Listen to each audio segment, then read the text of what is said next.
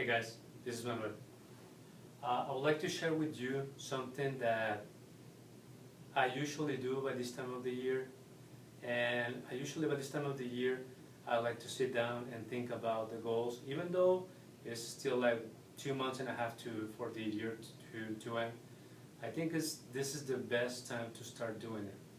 Why? Because most of the people like to think about their new goals or the new resolutions for next year until December 31st or the first week of January.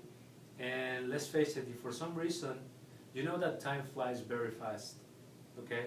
I don't know if it happens to everybody, but to me, each new year goes faster than the previous one, okay? So it is very important that for some reason you don't start to realize about what you want to do next year. You will get caught up in the year, okay? And the year will take you by, and for some reason you will be again in December 2015 and you will not have accomplished anything that you want because you don't took the time necessary to identify and think what you want, okay? So let's talk about the 4 reasons why people don't make goals. Reason number 1, people think that goals are not important. Why is this? Okay, let's face it, nobody tells us when we are kids or when we are in the school, unless you have a very goal-oriented teacher or like a mentor or something, that goals are very important. Because most of the people don't establish goals. They have like this concept of what life should be, but they don't take the time to write it down and design the life of their dreams, okay? So goals are really important. And I have heard some people say, well, goals are usually for successful people. That's not true. Successful people are successful because they made goals that take them where they are right now. They don't did goals after they are successful. I don't know. That's not the way it works, okay? So, reason number 2, people don't know how. They don't know how to set them, they don't know how to write them, they don't know how to structure them, and it's not rocket science, okay? So I will help you in the next weeks to develop a plan and structure your goals in order that can compel you and motivate you to accomplish them, okay? Most of the people makes goal like, I want to be happy, okay? That's not a real goal, you know? Everybody wants to be happy. But being happy doing what? With your family, with your work, with your new goal? I don't know. I want to make more money. Okay, there is something that, one example that I like about Jack Canfield. In one of his seminars, he takes a $100 bill, I think it is, and he starts to wave it, okay? And he asks, who wants more money? And everybody absolutely raise their hands and everything.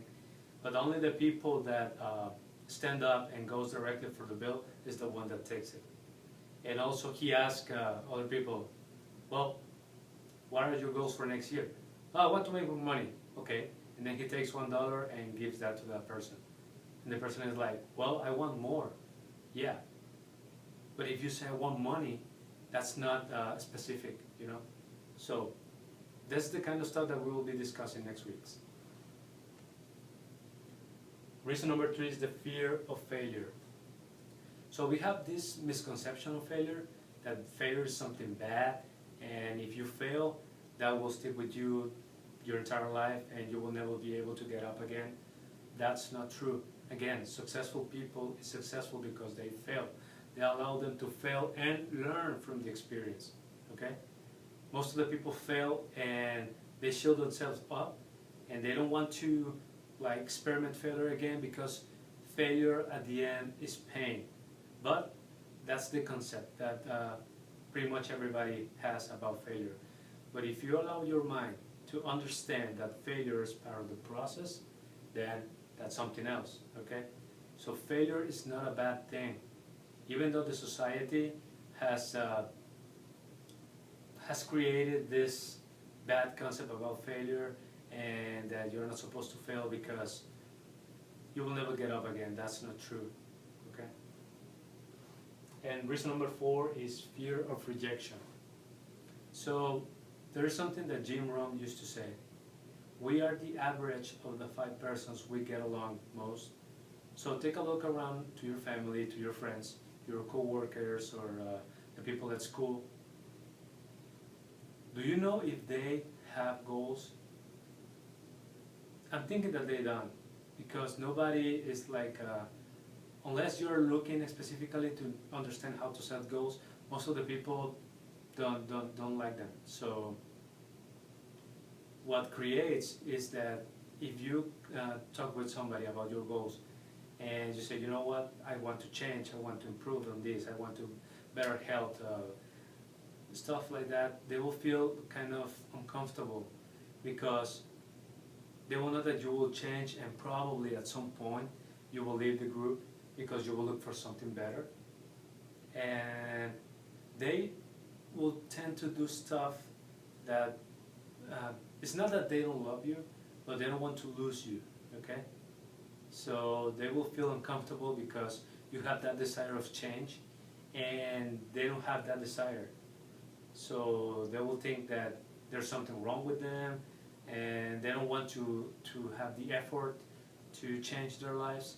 They're very comfortable the way they are, but the truth is that comfort is not a good thing, okay?